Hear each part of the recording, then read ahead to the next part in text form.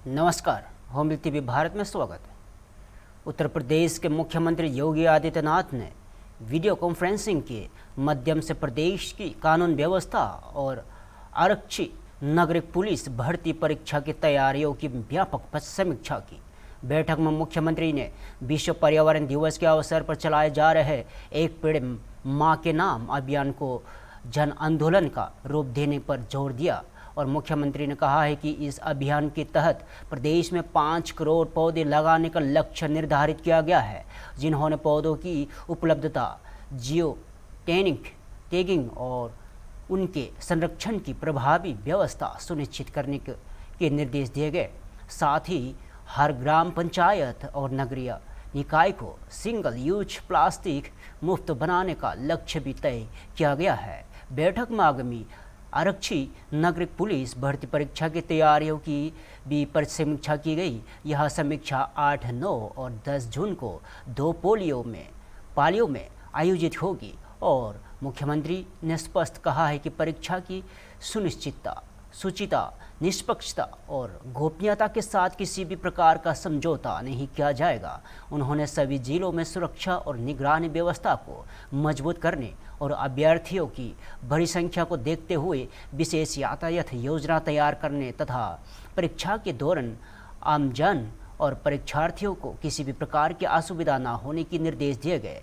इसके अलावा परिवहन विभाग और रियायती किराए पर विशेष अंतर जनपदीय बसों के संचालन और सभी परीक्षा केंद्रों पर निर्बाध बिजली आपूर्ति सुनिश्चित करने के आदेश दिए गए और मुख्यमंत्री ने यह भी कहा है कि बिजली बाधित होने की स्थिति में वैकल्पिक विद्युत व्यवस्था अनिवार्य रूप से उपलब्ध रहनी चाहिए।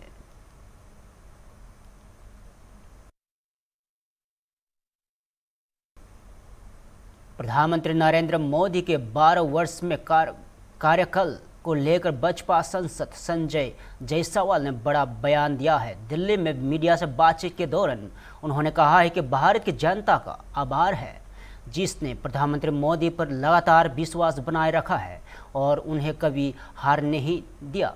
और संजय जायसवाल ने कहा है कि प्रधानमंत्री मोदी लगातार 12 वर्ष का कार्यकाल का पूरे करने वाले पहले प्रधानमंत्री है। उन्होंने यह भी कहा है कि देश ने उनके नेतृत्व में विकास की नई ऊंचाइयों को छुआ है और जनता का भरोसा लगातार मजबूत हुआ है।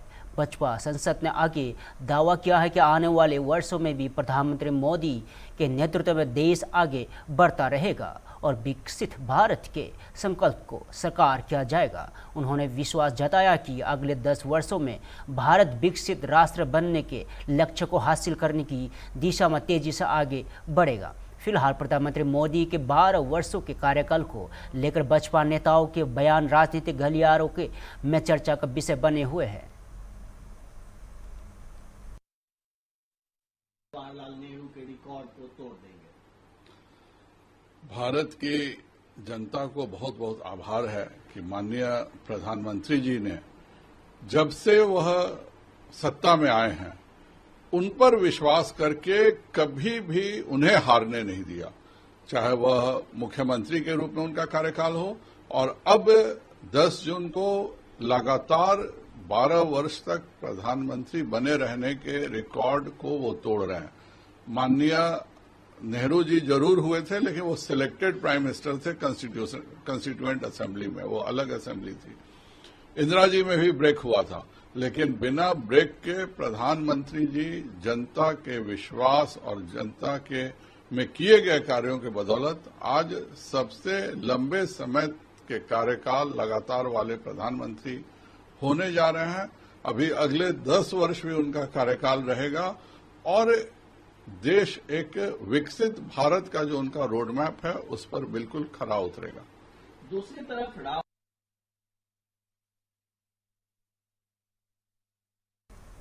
पश्चिम बंगाल की राजनीति में एक बार फिर जमीन अधिग्रहण और कथित भ्रष्टाचार का मुद्दा गर्मा गया है। बसपा नेता प्रियंका रेवाल ने कोलकाता में गंभीर आरोप लगाते हुए कहा है कि गरीब लोगों की जमीन जबरन हथियाई गई और उन्हें उचित मुआवजा भी नहीं मिला और प्रियंका रेवाल के मुताबिक शुरुआत में संबंधित क्षेत्र में डंपिंग स्टेशन बनाने के नाम पर लोगों पर दबाव बनाया गया। उन्होंने आरोप लगाया है कि लोगों को बहलाने और फुसलाने, डराने, धमकाने और विभिन्न तरीकों से जमीन खाली करने के लिए मजबूर किया गया, लेकिन प्रभावित परिवार तक मुआवजे की राशि नहीं पहुंची। उन्होंने यह भी दावा किया है कि कोलकाता म्युनिसिपल कॉरपोरेशन द्वारा आवंटित धनराशि लाभार्थियों तक नहीं पहुंची। इसके साथ ही उन्होंने शहर के विभिन्न वार्डों में बड़ी संख्या में कथित अवैध निर्माण होने का आरोप लगाया है। बसपा नेता ने कहा है कि इस मामले में संबंधित लोगों के खिलाफ एफआईआर दर्ज कराई जाएगी और अब तक जुटाए गए दस्तावेज तथा सबूत इन्फोर्समेंट डायरेक्टोरेट को सौंपे जाएंगे और उन्होंने पूरे मामले की निष्पक्ष जांच की मांग भी की है। बहला पुसला के नहीं, डरा धमका के, डरा और धमका करके इन लोगों ने गरीब लोगों की जमीन छीनी है। पहले कहा कॉरपोरेशन के नाम पे लिया कि यहाँ पर डंपिंग स्टेशन बनेगा और आपको लेना ही पड़ेगा, खाली करनी ही पड़ेगी। वो पैसा भी नहीं दिया जो केएमसी ने इनको अलॉट किया, वो पैसा भी लोगों को नहीं मिला। वो पैसा भी इन लोगों ने जिनको जिनको वहाँ जिम्मेदारी दी थी उन लोगों ने लूट लिया, इनको पैसा नहीं मिला।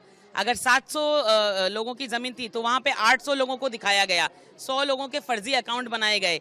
उसमें जो पैसा आया वो पैसा विड्रॉ करके बाप बेटे ने वो पैसा लिया है और बाकी जो जनता का पैसा लूटना था वो तो लूट ही लिया। अगर किसी की 40 कट्ठा जमीन है तो उसको 20 कट्ठा दिखाया गया है रिकॉर्ड में, बाकी 20 कट्ठा जो है वो उसके अकाउंट में दिखाया गया जो नकली अकाउंट इन लोगों ने क्रिएट किए। दीदी, इसमें एक बात पूछना है कि ये जो पैसा इन्होंने उठाया है, ये पैसा क्या मेयर फिराद हकीम के पास ही पहुंचता था? बिल्कुल, क्योंकि स्कीम जो है वो कॉरपोरेशन के नाम पे थी, तो मेयर फिराद हकीम को कुछ हिस्सा कटमनी का दिया, बाकी बाप बेटे ने खाया है। संदीपन शाह और स्वर्ण कमल शाह ने वहाँ चोरी करके खाई है। ये तो सिर्फ जमीन ग्रैबिंग का मामला, इसके अलावा अवैध कंस्ट्रक्शन के कम से कम हर वार्ड में 100 मकान बने हैं और बाप बेटे ने चौरी चाड़ी मतलब छाती से इन लोगों को लगा कभी पकड़ा नहीं जाएगा।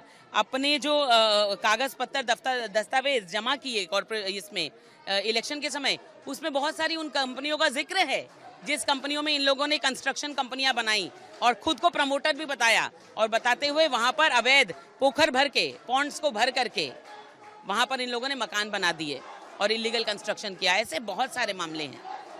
कोर्ट का दृष्टि आकर्षण करेंगे इस विषय में? बिल्कुल, इन सारे लोगों की एफआईआर फाइल होगी। ये सारे कागज और जितने डॉक्यूमेंट्स है, सारे सबूत जो इकट्ठा किए गए हैं सब ईडी को दिया जाएगा और जांच होनी चाहिए। संदीपन शाह सोच रहे थे कि ये नाटक करके लोगों को पता नहीं चलेगा वो कितने बड़े चोर है। उनकी इतना नाटकबाजी करने से ही देखिए जनता रास्ते पर उतर आई। उन्होंने बता दिया कि तुम तो खुद बहुत बड़े चोर हो और तुम्हारे पिताजी डकैत। देश की अर्थव्यवस्था को लेकर सियासी बयानबाजी तेज हो गई है। लोकसभा में विपक्ष के नेता राहुल गांधी के बयान का समर्थन करते हुए कांग्रेस नेता प्रमोद तिवारी ने केंद्र सरकार और प्रधानमंत्री नरेंद्र मोदी पर निशाना साधा है।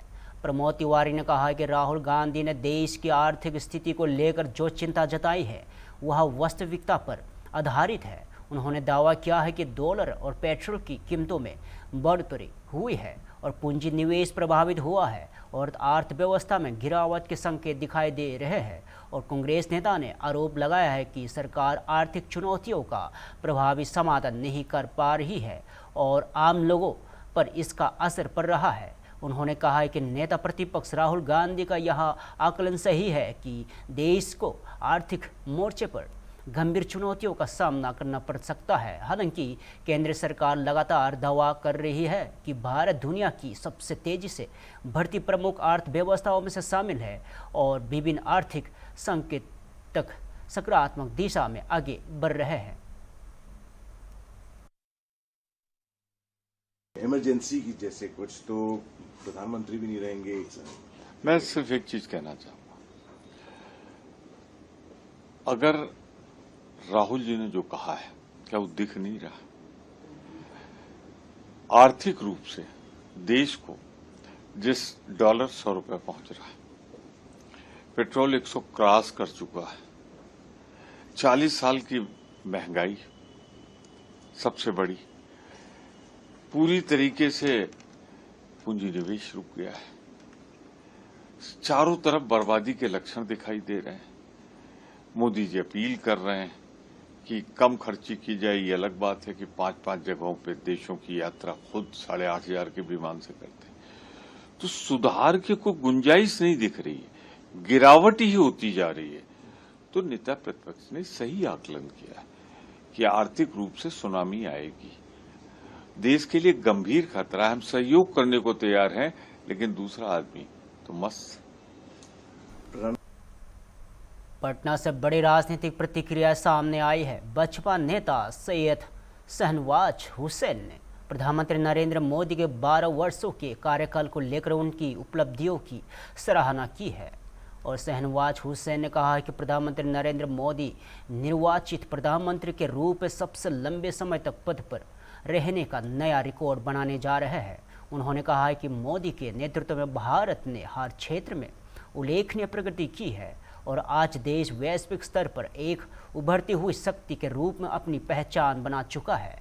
बसपा नेता ने दावा किया है कि पिछली 12 वर्षों में देश में व्यापक बदलाव हुए हैं और प्रधानमंत्री मोदी ने भारत की तस्वीर और तकदीर बदलने का काम किया है। उन्होंने यहाँ भी कहा है कि प्रधानमंत्री की लोकप्रियता आज पहले से अधिक मजबूत है और जनता का विश्वास लगातार उनके साथ बना हुआ है। प्रधानमंत्री मोदी के कार्यकाल को लेकर बसपा नेताओं की ओर से लगातार प्रतिक्रिया सामने आ रही है, जबकि विपक्ष सरकार के प्रदर्शन को लेकर सवाल उठा रहा है।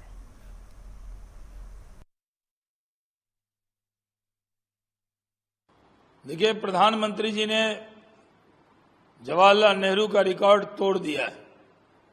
निर्वाचित प्रधानमंत्री के तौर पर सबसे लंबे काल तक प्रधानमंत्री होने का रिकॉर्ड 10 तारीख को वो बनाएंगे।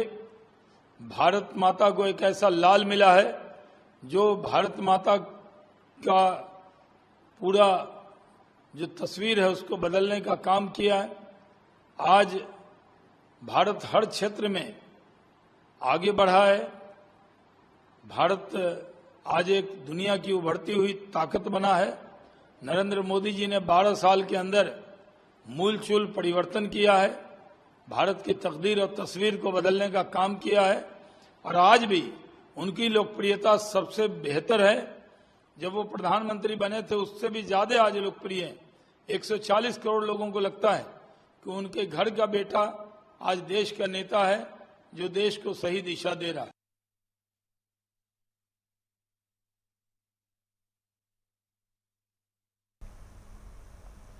पश्चिम बंगाल की राजनीति में उठा पाठक के बीच शिवसेना सांसद नरेश महस्के ने तृणमूल कांग्रेस और मुख्यमंत्री ममता बनर्जी के नेतृत्व पर निशाना साधा है।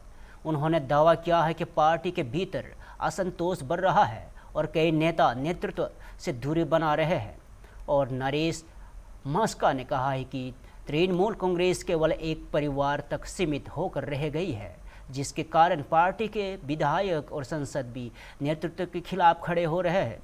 उन्होंने आरोप लगाया है कि ममता बनर्जी और अभिषेक बनर्जी के नेतृत्व से जनता और पार्टी कार्यकर्ताओं का भरोसा कम हुआ है और घुसपैठ के मुद्दे पर भी शिवसेना सांसद का पश्चिम बंगाल सरकार की आलोचना की है और आरोप लगाया है कि वोट बैंक की राजनीति के लिए गलत नीतियां अपनाई गई है। उन्होंने कहा है कि अब पार्टी के नेताओं को भी यह एहसास हो रहा है कि राजनीति में बने रहने के लिए देश हित को प्राथमिकता देना आवश्यक है। वही फिरहद हकीम के मेयर पद से इस्तीफा के सवाल पर नरेश महस्के ने कहा है कि राजनीतिक नेता अपने भविष्य को देखते हुए फैसले लेते हैं और पश्चिम बंगाल की राजनीति में बदलते समीकरण साफ दिखाई दे रहे हैं।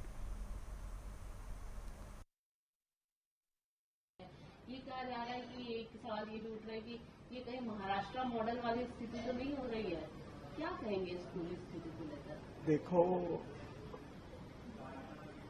पश्चिम बंगाल में जो ममता दीदी और अभिषेक बैनर्जी के नेतृत्व के खिलाफ लोग तो गए हैं, लेकिन अभी उनके खिलाफ पार्टी के सब एमएलए और सांसद भी जा रहे हैं। वो क्यों जा रहे हैं वो सोचना चाहिए। देखो, पार्टी सब लोगों की होती है, सिर्फ अपने घराने की पार्टी नहीं होती। पश्चिम बंगाल में उसी तरह का कारोबार था ममता दीदी का, और इसीलिए उनके खिलाफ पार्टी के सब एमएलए और कार्यकर्ता पदाधिकारी जा रहे हैं।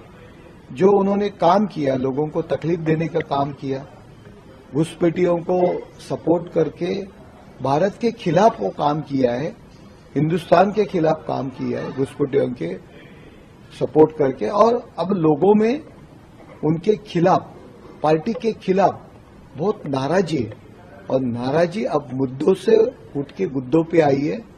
तो हर एक राजनीतिक, हर एक एमएलए रहने दो, नगर सेवक रहने दो, वो सोचता है मेरे को आगे का फ्यूचर है, मैं क्यों रहूं इनके साथ। अगर ये अपनी राजनीति नीतियां छोड़ने को तैयार नहीं है तो हम लोग क्यों रहे उनके साथ, इसीलिए उनको छोड़ के जा रहे हैं।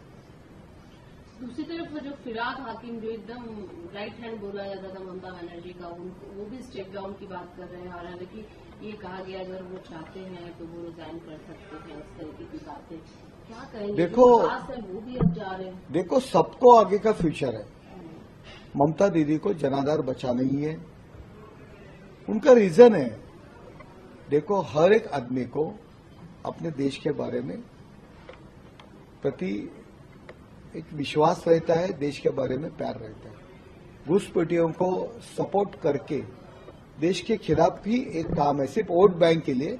और अभी उनके विधायकों के भी ध्यान में आ रहा है कि अगर अपने को राजनीति करना है तो लोगों के साथ में रहना चाहिए, देश के विचार के साथ रहना चाहिए, इसलिए लोग उनको छोड़ के जा रहे हैं। केंद्रीय मंत्री राजीव रंजन सिंह ने प्रधानमंत्री नरेंद्र मोदी के नेतृत्व और कार्यकाल को लेकर बड़ा बयान दिया है। उन्होंने कहा है कि प्रधानमंत्री मोदी 10 जून को सबसे लंबे समय तक प्रधानमंत्री रहने का रिकॉर्ड जरूर बनाएगा, लेकिन उससे भी बड़ी बात यह है कि देश की जनता का उन पर अटूट भरोसा कायम है। राजीव रंजन सिंह ने उन्हें लाल सिंह के नाम पर से भी जाना जाता है और ने कहा है कि देश के लोग मोदी गारंटी और मोदी जो कहते हैं वो करते हैं जैसी बातों पर विश्वास करते हैं। उनके अनुसार लोकतंत्र में सरकार भरोसे पर बनती है और चलती है, और यहाँ भी भरोसा प्रधानमंत्री मोदी की सबसे बड़ी ताकत है। और केंद्रीय मंत्री ने मोदी सरकार की उपलब्धियों का उल्लेख करते हुए कहा है कि देश की अर्थव्यवस्था ने वैश्विक स्तर तक महत्वपूर्ण प्रगति की है। उन्होंने कोरोना महामारी के दौरान सरकार द्वारा किए गए प्रयासों और स्वास्थ्य ढांचे के विस्तार और वैक्सीन अभियान का भी जिक्र किया। और लालन सिंह ने कहा है कि प्रधानमंत्री मोदी वर्ष 2047 तक भारत को विकसित राष्ट्र बनाने के संकल्प के साथ आगे बढ़ रहे हैं और सरकार उसी लक्ष्य को ध्यान में रखकर काम कर रही है।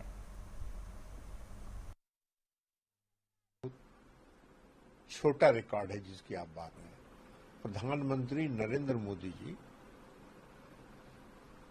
लंबे समय तक इस देश के प्रधानमंत्री रहे, इसलिए कि देश के लोगों का भरोसा है प्रधानमंत्री नरेंद्र मोदी। देश के लोग दो बातें मोदी जी के बारे में चर्चा करते हैं। एक तो कहते हैं कि मोदी की गारंटी है, और दूसरा कहते हैं कि मोदी जो कहते हैं वो करते हैं। ये दो बात आम इस देश के आम लोगों के दिल में बैठ गया है, और इसलिए उनकी किसी भी बात के पर इस देश की जनता भरोसा करती है, और लोकतंत्र में भरोसे पर सरकार बनती है और चलती है। मोदी जी ने अपने इस शासनकाल के दौरान कई अद्भुत काम किए। देश की अर्थव्यवस्था तो आज 11वें नंबर से 4थे नंबर पर आ गई है, लेकिन आप याद करिए कोरोना काल, जब कोरोना आया था तो इस देश में कोई आधारभूत संरचना नहीं थी कोरोना जैसे आपदा से लड़ने के लिए। लेकिन मोदी जी ने पूरी निष्ठा के साथ और जिसको आप कहते हैं फुल कमिटमेंट के साथ कि हमको अगर आधारभूत संरचना का निर्माण करना है तो करना है, और उन्होंने करके दिखाया। लाखों लोगों की जान बचाई उन्होंने। वैक्सीन तक यहां से बना, और वैक्सीन सिर्फ अपने देश के लोगों के लिए उपलब्ध नहीं कराया उन्होंने, दुनिया के कई देशों में वैक्सीन उन्होंने दिया, वहां के लोगों की सेवा की, वहां के लोगों की जान बचाई।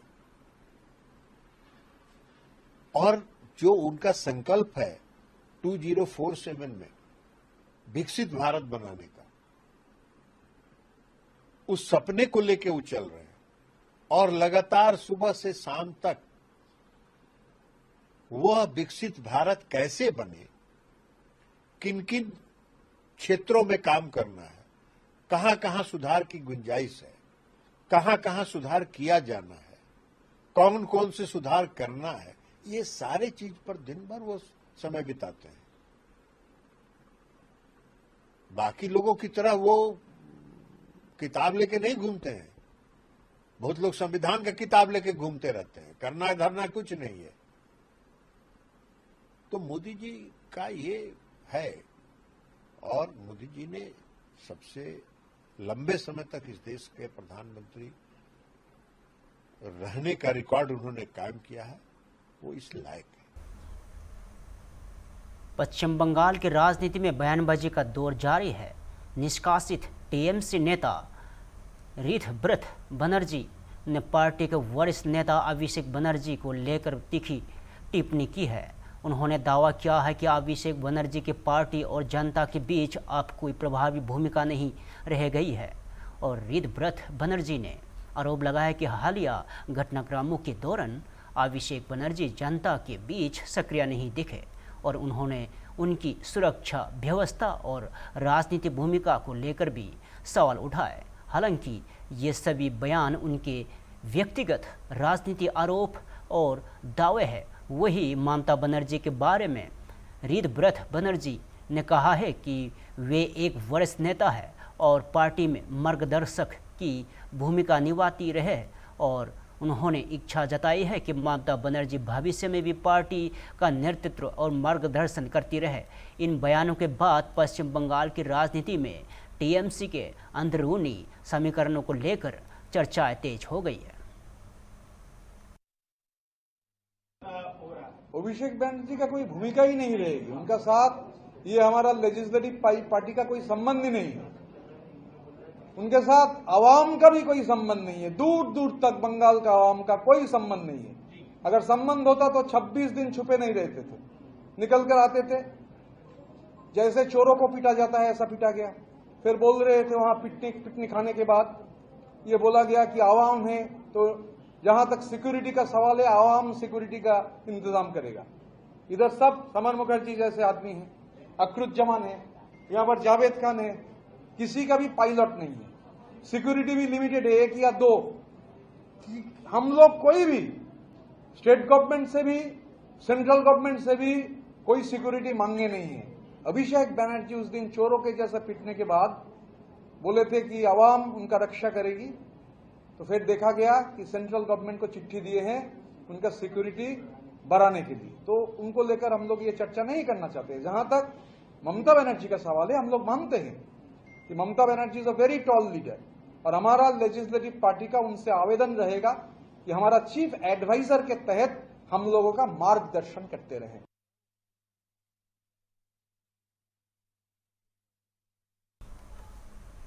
फिलहाल के लिए इतना ही। ताज़ा खबरों जुड़े रहे हम टीवी भारत के साथ।